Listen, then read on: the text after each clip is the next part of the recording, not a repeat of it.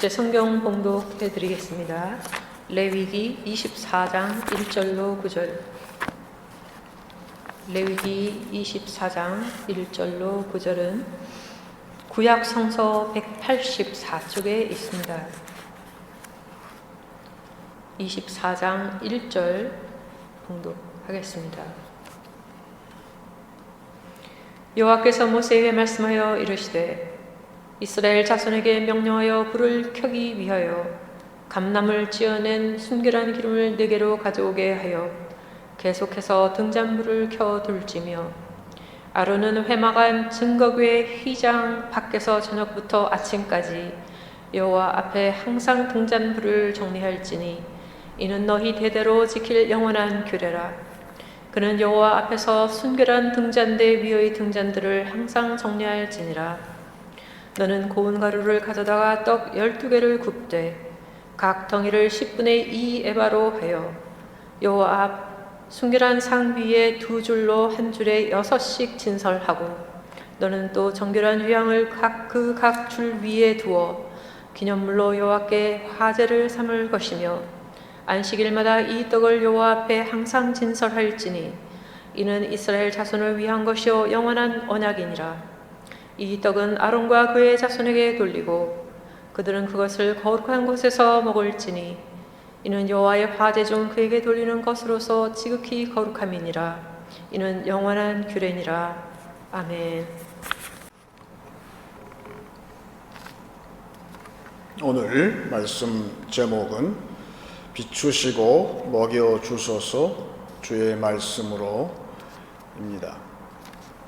지금은 인간의 기술이 진보가 되어서 4차 기술혁명이다, 산업혁명이다, 또 AI 혁명이다 그러고 있는데 첫 번째 영국에서 1차 산업혁명이 일어났는데 그 성과가 놀라운 것들이 많이 발명이 되어서 1851년도에 런던에서 세계 만국 박람회가 열렸습니다.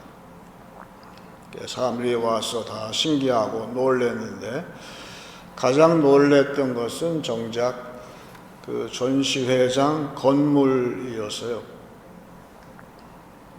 그때까지의 사람들이 건물에 대한 상식이 완전히 달라지는 그런 계기가 된 건물인데 오직 철하고 유리로만 건물을 지었어요. 이름하여서 수정궁이라 크리스탈 팰리스라는 그런 건축물이었는데 그 바깥의 빛을 온전히 실내에다가 다 들어올 수 있게 만든 거죠.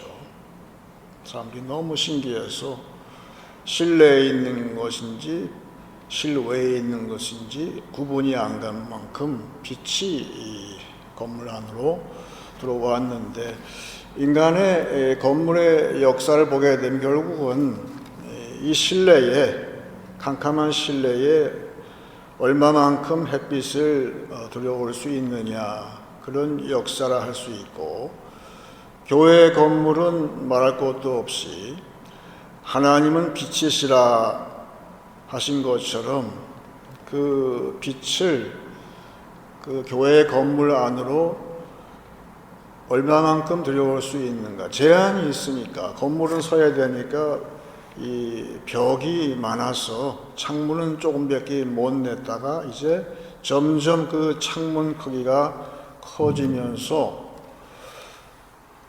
그 창문의 사이즈가 가장 커져서 과연 교회 건물 안으로 빛을 최대한도로 들어올 수 있게 만든 절정에 이르는 그 교회 건물이 고딕 성당이었죠.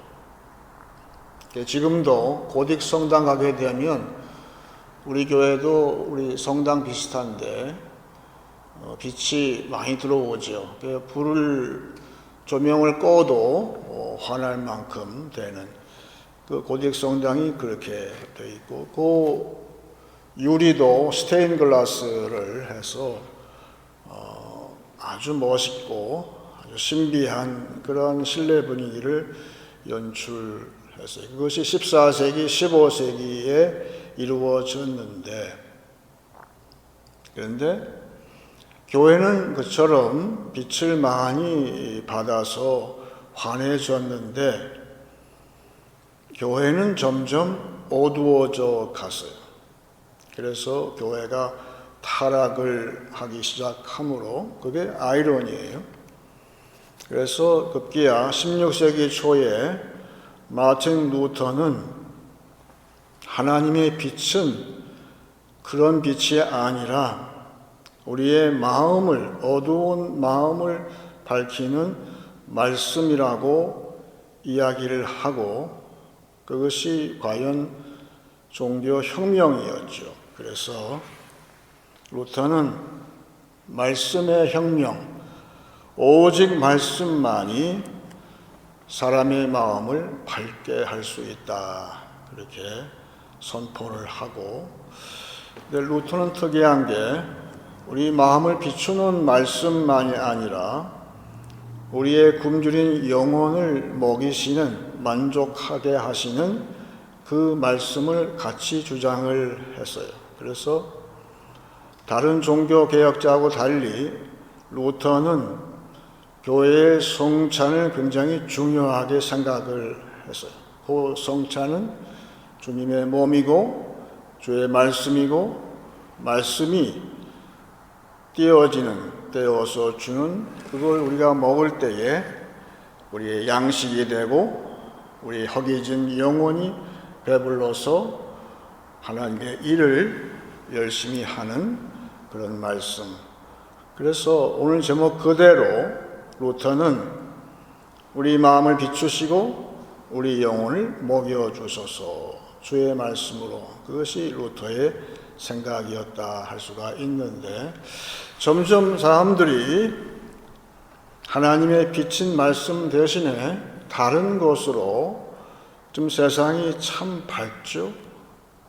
5만 가지 빛이 다 있어서 거기에 마음이 쏠려서 있지만 정작 인간의 영혼은 지금 기도하는 자들이 볼 때에는 너무 허기져가지고 아무 기운이 없는 사람들, 육신적으로는 활동을 하고 이것저것 몰려다니지만 그 속에 영혼의 배가 채워지지 않아서 기진맥진해하는 인류를 보고 있는 것인데, 벌써 오래됐는데 그래서 예수를 안 믿고 교회를 나오지 않는 그 대표적인 사람, 무신론자 가운데에서 물리학자인 작고한 스티븐 호킹 박사가 기독교에 대해서 조롱을 했어요.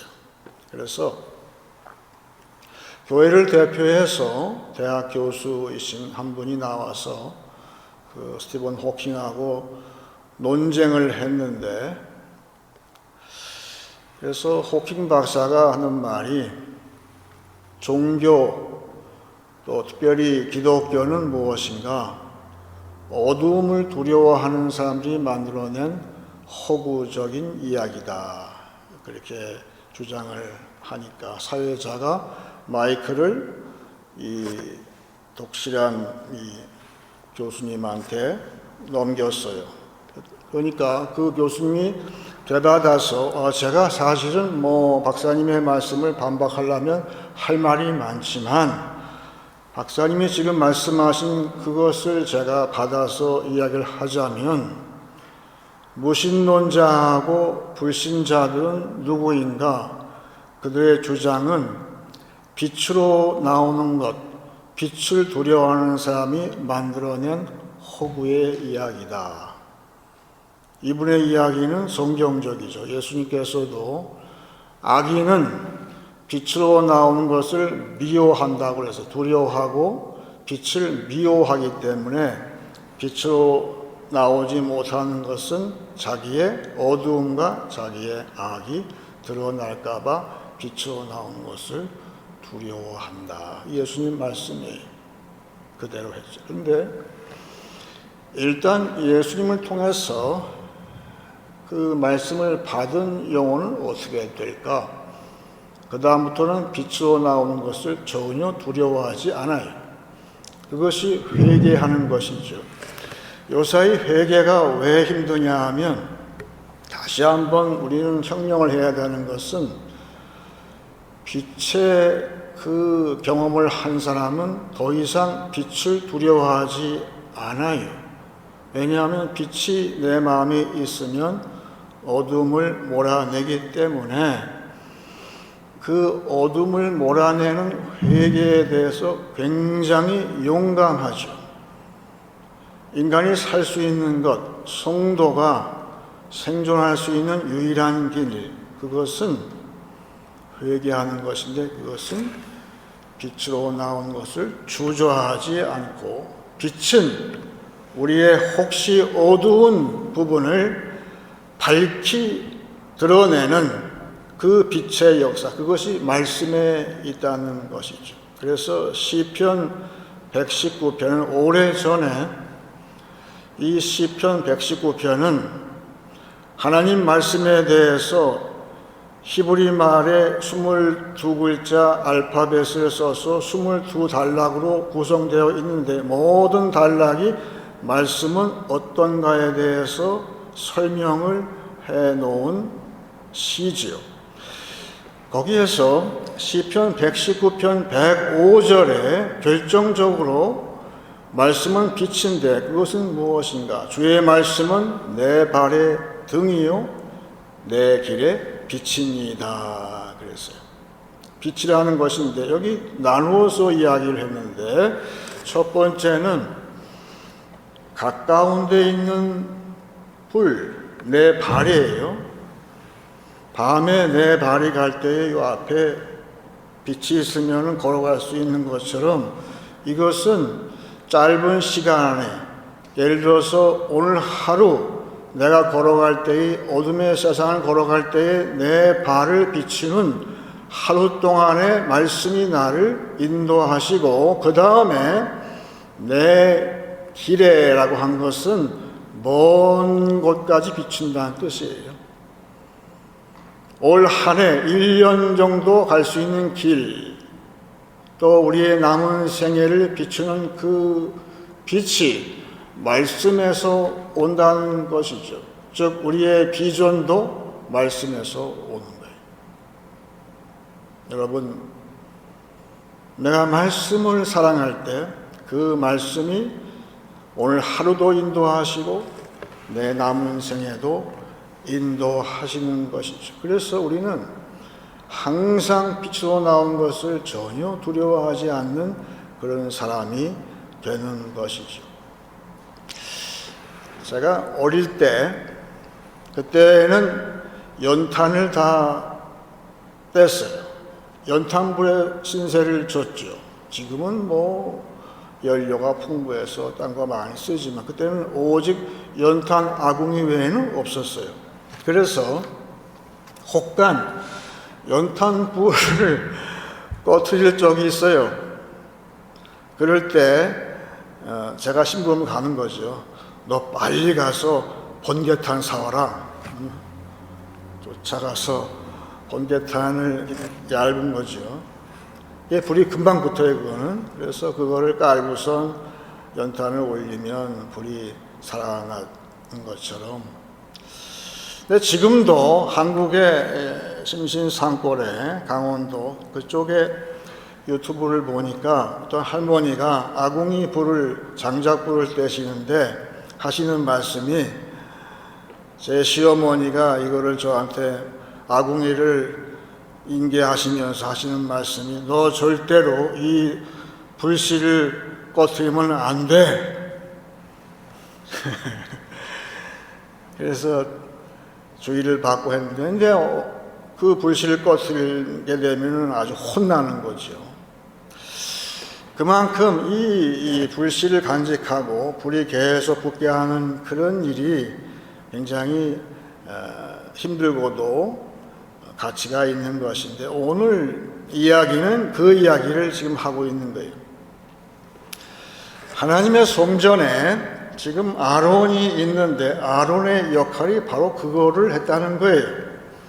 하나님께서 주신 이 불, 옛날에는 불하고 빛이 같은 거예요. 불이 있는 곳에 빛이 있으니까. 결국은 하나님의 빛을 밤에도 환하게 성전을 비추기 위해서 아론을 썼다는 거예요. 오늘 아론의 할 일은 뭐냐 하면 다른 것이 아니라 밤새 졸지도 아니하고 자지도 아니하고 하나님의 그 지성소 앞에 있는 등잔 여러분 그 모양 아시죠? 7개의 이렇게 관이 있어서 그 위에서 불이 붙는데 그 감람육을 써서 만드는 그 때우는 그 불이 절대 꺼지면 큰일 나는 거예요. 이제 그 사명을 모세를 통해서 아론한테 주었어요. 지금 오늘 말씀 레위기 24장은 아론이 불씨를 간직하는 그런 사람, 따라서 아론의 아들, 손자 쭉 제사장이 내려가면서 할 일은 딱 하나예요. 밤에 불침번 쓰듯이 그 등잔불에 불이 꺼지지 않게 관리하는 것을 아론과 그의 자손들이 대대로 했어요. 그 전통이 지금도 교회에 내려오고 있어요. 지금 교회 건물마다, 지금도 우리 교회에도 불이 켜져 있지만, 지금 교회 건물이 조명이 어두워서 교회가 어두운 적은 전혀 걱정하지 않아요.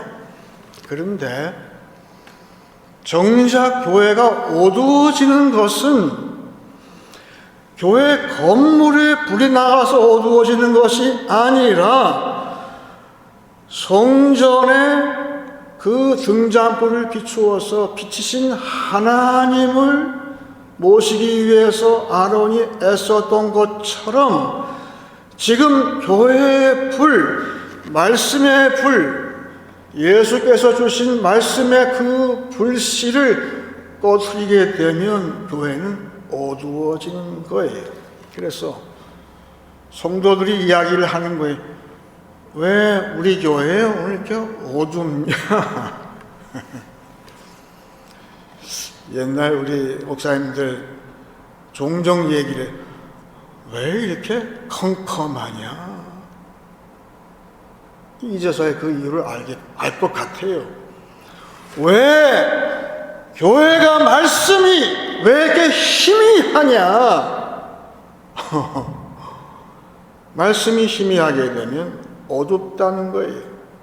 그래서 교회마다 그 말씀의 불씨를 간직하려고 평생 각오한 아론처럼 각오하는 사람, 그런 사람한테 그 말씀의 불, 등잔을 인계하는 거겠죠.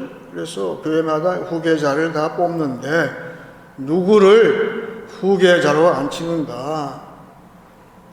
뭐 돈이 많고 인물이 많고 뭐 충성하고 다 좋아요. 그렇지만 딱 하나예요. 당신은 이 말씀의 불씨앗을 간직할 각오가 되어 있습니까? 마치 아론처럼. 한번 상상을 해봅시다. 신앙 양심상 아론이 평생 죽을 때까지 그 일을 했어요. 그 성막이 어두우면 안 되니까.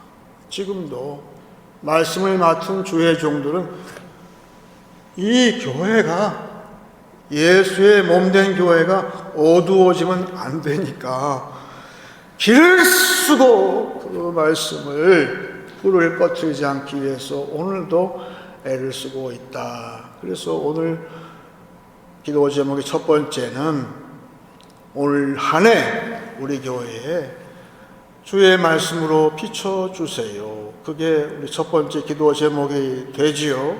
근데 두 번째 제목도 있는 거예요. 우리 집에 같이 묵고 있는 한 청년이 있는데 그 청년이 이제 내일 모레 군대에 간대요. 한국에 돌아간다고 얘기를 하더라고요. 근데 요새 군대에는 먹는 음식이 잘 나온다고 그러더라고요. 그래서 청년들 기호에 맞게 뭐 여러 가지 음식, 맛있는 음식을 잘 대접을 해서 군대 일을 한다 그래요. 그런데 지금은 전쟁이 없어서 그런데 원래 군대라는 것은 전쟁을 전제하고 있는 거 아니에요? 전투가 없는 군대는 의미가 없잖아요. 그래서 전투할 때는 그렇게 여유 있게 맛있는 음식을 먹을 수가 없고 전투 식량은 조그맣게 해서 통조림에 넣어서 급하게 해서 먹는 그 시레이션 가지고 진짜 전투할 때, 전쟁할 때는 그걸 전쟁을 수행하기 위해서 전투 양식을 먹는데 성도가 받아먹는 말씀의 양식은 어떨까요? 교회마다 말씀이 충만하면 좋지요. 그런데 만약에 교회에서 이 말씀의 빛이 희미하고 따라서 말씀이 주어지지 않을 때 그때 어떻게 될까? 누가복음 24장에서 엠마오로 가는 두 제자가 나오는데 이 두 분이 바로 그런 분들이에요. 교회가 말씀이 희미해질 때 그래서 양식되는 말씀이 나한테 주어지지 않을 때 성도는 어떻게 되느냐 하면 세상으로 나가긴 하는데 정처 없이 나간다 그 얘기. 이 두 사람이 그렇게 엠마오라는 곳으로 가다가 예수님을 만난 이야기가 나오는데 예수님께서 다른 거 아니고 말씀을 먹여주세요. 그래서 누가복음 24장 30절에 주님의 말씀을 받은 사람들이 어떻게 되는가 그거를 이야기를 하는데 그들과 함께 음식 잡수실 때에 떡을 가지사 축사하시고 떼어 그들에게 주시니 그들의 눈이 밝아져 그인 줄 알아보더니 예수는 그들에게 보이지 아니하시는지라. 그들이 서로 말하되 길에서 우리에게 말씀하시고 우리에게 성경을 풀어주실 때에 우리 속에서 마음이 뜨겁지 아니하더냐 하고, 제가 언제 한번 이야기를 했지만 여기에 예수님이 온데간데 보이지가 않아요. 제자들이 말씀을 받고 예수신지 알아보는 즉시로 예수님은 사라져 버렸어요. 여기에서 신학교 교수님이 퀴즈를 내시더라고요. 야, 너희들은 그러면 예수님 지금 어디에 계신 것 같으냐? 정답은 두 제자의 마음 속에 계시다. 그게 정답인 걸 제가 알았어요. 그런 것처럼 말씀은 내 안에 들어오시는 거예요. 근데 재밌는 표현, 우리말 번역은 잘 알 수가 없는데 처음에 얘기한 그들과 함께 음식 잡수실 때라고 번역을 해놨는데 원 번역은 그게 아니라 12 제자와 함께 마지막 만찬을 잡수실 때에 히브리인들의 음식 먹는 습관대로 의자에 앉아서 먹는 것이 아니라 반쯤 누워서 잡수실 때에 그 떡을 떼어 주셨다는 거예요. 그러니까 지금 이게 심각한 거예요. 이 두 사람은 12 제자한테, 베드로를 위시한 12 제자한테 예수님의 몸된 그 양식을 나누어 줄 때에 그 양식을 지금 똑같이 받을 때에 예수님인 걸 알았다는 뜻이에요. 지금도 여러분, 지금도 아무개 목사가 강단에서 설교를 할 때에 우리가 듣는 우리는 그 말씀은, 그 떡은 지금 예수님께서 12 제자한테 띄워주시듯이 그럴 때에 띄워주신 떡하고 똑같이 내가 받는 거예요. 그렇죠.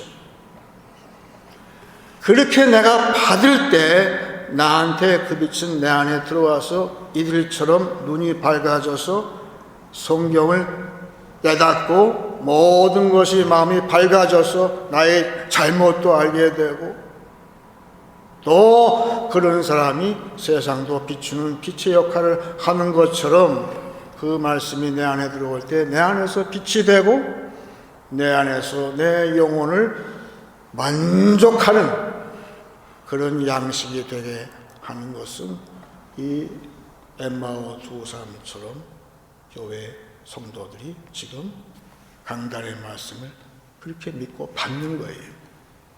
그게 바른 자세인 것이죠. 근데 처음에는 말씀이 허기져서 세상으로 그냥 나갔는데 그 다음에 이 말씀을 받을 때에 마음이 뜨거워지고, 왜 뜨거워졌을까요?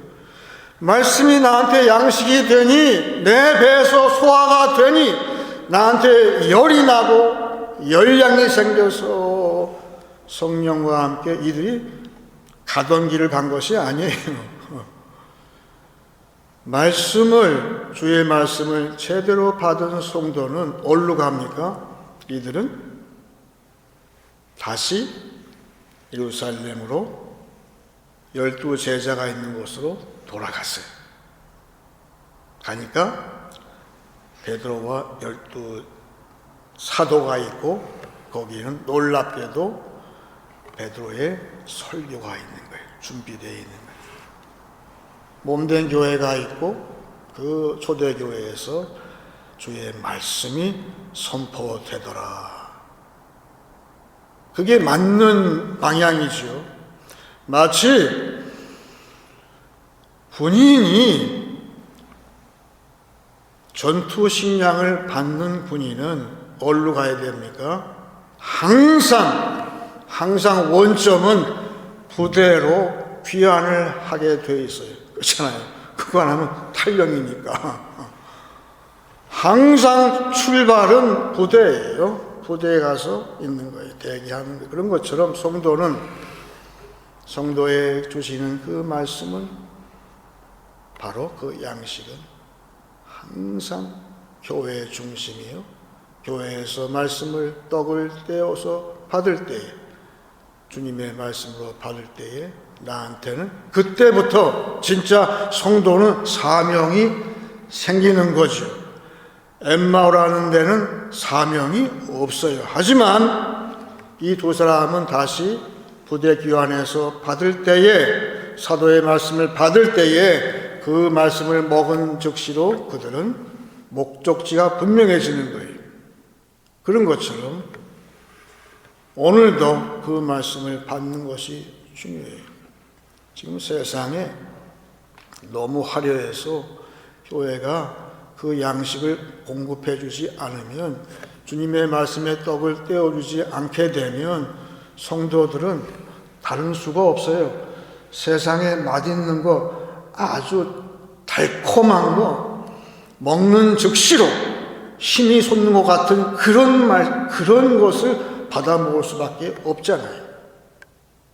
큰일이죠. 그런 군사는 아무짝에도 쓸 데가 없어요. 모양만 군사지 쓸모가 없어요. 말씀은 써도 주의 말씀을 내가 받을 때에 지금 이 세상에서 악한 세력과 싸우고 또 죽을 때까지 성도가 가야 할 내 길을 걸어갈 길의 양식, 그 전투 양식이 지금도 교회에서 공급이 되어야 하는 것이죠. 그래서 오늘 두 번째 기도 제목은 올 한 해 이 교회에서 주의 말씀으로 먹여주세요. 말씀을 주셔서 풍성하게 주셔서 주의 종에게서 나오는 입에서 나오는 그 말씀이 우리 성도들을 아주 만족하게 먹여주세요. 그렇게 기도를 해야 하는 것이죠. 아까 처음에 얘기했는데 19세기 중반에 그 박람회 얘기했잖아요. 그런데 동시에 그야말로 그 빛이 휘황찬란하게 들어오는 고딕 건물, 고딕 성당이 붐을 이루었어요. 그 건물을 짓는 게. 그래서 교회마다 그 고딕 양식의 건물을 짓는 것이 유행을 했는데, 그래서 그걸 이름하여 고딕 리바이벌이라고, 고딕 부흥운동이라고 하는데, 카나다에 있는 북해 의사당도 그때 지은 건물이에요. 19세기 중반에. 그래서 너도 나도 그 멋진 화려한 고딕 건물을 짓자 그랬는데, 사람들이 그 고딕 건물의 정신은 아랑곳 없고 그냥 그 양식만, 멋진 그 문양하고 그 스타일만 모방을 하니까 영국의 존 러스킨이라는 사람이 등장을 했어요. 그래서 책을 지었는데 이분은 아마 신앙이 깊은 분 같아요. 고딕 성당만이 아니라 모든 건물에는 원리가 있는데, 그래서 건축물의 7가지 원리라고 했는데 그 영어 제목이 심상치가 않아요. 요한계시록 2장에 나오는 1장 2장에 나오는 7 등잔, 예수님은 7 등잔 사이로 운행하신다고 그랬는데 건축물의 7 등잔이라고 그 책 제목을 썼어요. Seven Lamps of Architecture라고 해서, 즉 모든 건물은 7가지 원리가 있는데 그 첫 번째, 즉 아까 얘기한 대로 양쪽에 3줄기처럼 6줄기의 등잔이죠. 가운데 가장 높게 있는 것이 뭐냐면은 첫 번째죠. 7번째, 첫 번째. 그런 것처럼 가운데 있는 그 등잔, 거기에서 불이 나오는데 그 첫 번째 등잔이 뭐냐? 존 러스킨은 그걸 희생이라고 그랬어요. sacrifice라고 그랬어요. 여러분, 오늘 본문 말씀 아론의 역할을 다시 한번 보겠습니다. 아론은 3절에 회막 안 증거궤 휘장 밖에서 저녁부터 아침까지 여호와 앞에 항상 등잔불을 정리할지니 이는 너희 대대로 지킬 영원한 규례라. 여기 대대로 영원한 규례, 영원한 언약, 이게 3번 나오는데, 즉 123살에 죽은 아론은 죽을 때까지 이 일을 했어요. 성막이 어두워지지 않기 위해서 평생 이 일을 위해서 어떻게 했을까요? 자기 몸을 희생한 사람이 누구예요? 아론이에요. 마찬가지로 올 한 해 희생을 해야 할 사람이 있는데, 그것은 교회에 불 꺼뜨리지 않기 위해서 애를 쓰는 사람, 자기 몸을 희생을 하는 사람이 있어야 한다는 거예요. 다른 거 말고. 말씀의 불이 꺼지지 않고, 또한 고담에 나오는 진설병이 나오는데, 그런 것처럼 진설병은 하나님 앞에 드리는 건데, 여기 5절 이후에 나온 거 여러분 다시 한번 보세요. 거기에 12개의 이스라엘의 12지파를 대표하는 12개의 떡을 이렇게 진설을 했는데 2줄로 6개씩 2줄로 했다고 그랬는데, 그게 바로 뭐냐 하면 군대가 이렇게 줄을 2줄로 섰다 그 뜻이에요. 젊은 아이들이 컴퓨터 게임할 때 가장 많이 쓰는 부대를 정돈해라, 배치해라, 싸우기 위해서 영어로 deploy라는 말이 여기 나오는데 무슨 말일까요? 이 양식은 보통 양식이 아니라 이스라엘 군대 양식이고, 이 양식을 먹는 사람은 먼저는 아론의 제사장 가족이 구분된 장소에서 먼저 먹었다고 그랬어요. 그 다음에 중간에 다윗 왕이 되기 전에 허기져가지고 그 떡을 달라고 했을 때 허락받아서 먹었어요. 그리고 그 떡이 예수님을 통해서 지금 우리 교회에 두 줄로 12개가 있다고 한번 생각을 해보게 되면 이것이 무엇인가? 이것을 빵을 굽기 위해서 레위인과 제사장 가족이 죽을 때까지 일을 하는 거예요.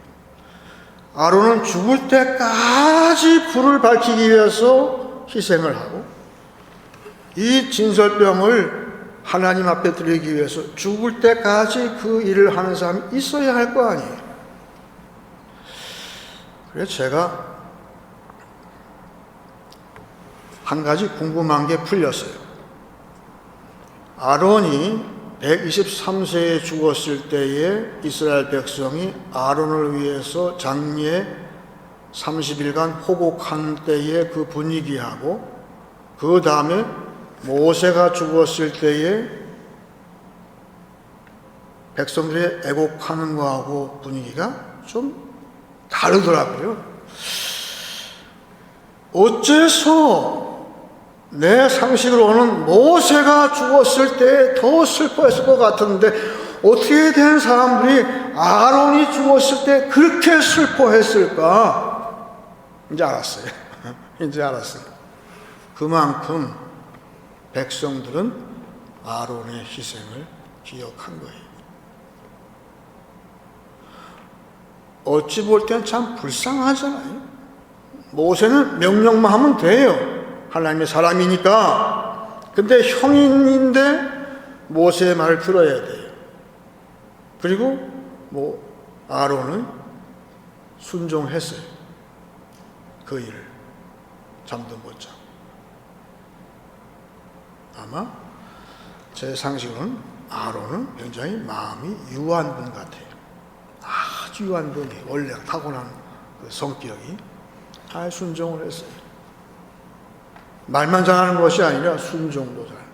그래서 그 순종이 너무 기가 막히니까 그 제사장이 죽었을 때에 백성들이 그렇게 울었겠구나. 그래서 올 한 해 우리 교회가 할 일은 뭘까? 이 희생, 봉사를 통해서 이 말씀이 우리 교회에 끊어지지 않게 밤새 기도하고 그 말씀을 진설병 받아서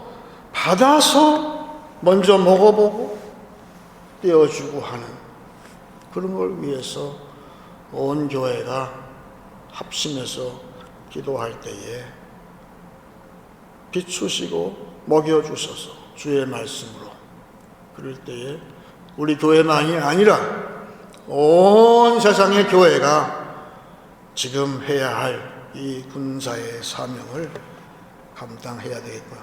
잘 보세요.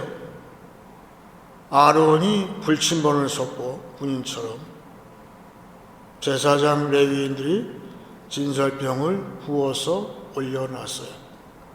다시 말하면 그걸 또 먹었어요. 그러니까 이 세상에 악과의 싸움의 그 전선, 선과 악의 싸움의 그 전선의 제1선이 어디라고 하는 거지요? 지금 말씀은 지금 세상의 문제가 아니 전쟁터에서 가장 최전선이 어딘가 제1선이 바로 아론 앞에 있다는 거예요. 그게 무너지게 되면 세상은 아무 소망이 없는 것처럼 교회는 이 전선을 사수를 해야 돼요. 이 말씀의 전선을 사수해야 되고, 이 말씀을 아론처럼 불을 밝히기 위해서 애를 써야 되고, 이 떡을, 생명의 양식을, 먹어서 만족하게 하는 양식을 공급하기 위해서 교회는 제1선으로 거기에서 이 승부를 걸어야 된다. 그런 말씀을 오늘 하고 있는 것이, 이제 말씀을 정리하겠습니다. 주의 말씀은 내 마음을 비추시고 내 영혼을 먹이십니다. 성도는 빛으로 나오기를 두려워하지 않습니다. 교회는 예수께 받은 말씀의 불씨를 꺼뜨리지 말아야 합니다. 일용 양식은 하나님 군대의 행군 양식입니다. 비추시고 먹이시는 주의 말씀이 충만하도록 희생 봉사하는 한 주와 한 해 되시길 축원합니다. 이제 기도하기 전에 제가 먼저 요한계시록 1장을 읽고 같이 기도하기 원합니다. 주의 날에 내가 성령에 감동되어 내 뒤에서 나는 나팔 소리 같은 큰 음성을 들으니 이르되 네가 보는 것을 두루마리에 써서 에베소, 서머나, 보가모, 두아디라, 사데, 빌라델비아, 라오디게아 등 7 교회에 보내라 하시기로, 몸을 돌이켜 나에게 말한 음성을 알아보려고 돌이킬 때에 7 금 촛대를 보았는데, 촛대 사이에 인자 같은 이가 발에 끌리는 옷을 입고 가슴에 금띠를 띠고 그의 머리와 털의 희기가 흰 양털 같고 눈 같으며 그의 눈은 불꽃 같고 그의 발은 풀무불에 단련한 빛난 주석 같고 그의 음성은 많은 울소리와 같으며 그의 오른손에 7 별이 있고 그의 입에서 좌우에 날선검이 나오고 그 얼굴은 해가 힘있게 비치는 것 같더라. 내가 볼 때에 그의 발 앞에 엎드러져 죽은 자 같이 되매 그가 오른손을 내게 얹고 이르시되 두려워하지 말라. 나는 처음이요 마지막이니 곧 살아있는 자라. 내가 전에 죽었었노라. 볼지어다 이제 세세토록 살아있어 사망과 음부의 열쇠를 가졌노니 그러므로 네가 본 것과 지금 있는 일과 장차 될 일을 기록하라. 네가 본 것은 내 오른손의 7 별의 비밀과 또 7 금 촛대라. 7 별은 7 교회의 사자요 7 촛대는 7 교회니라. 다 같이 기도하겠습니다.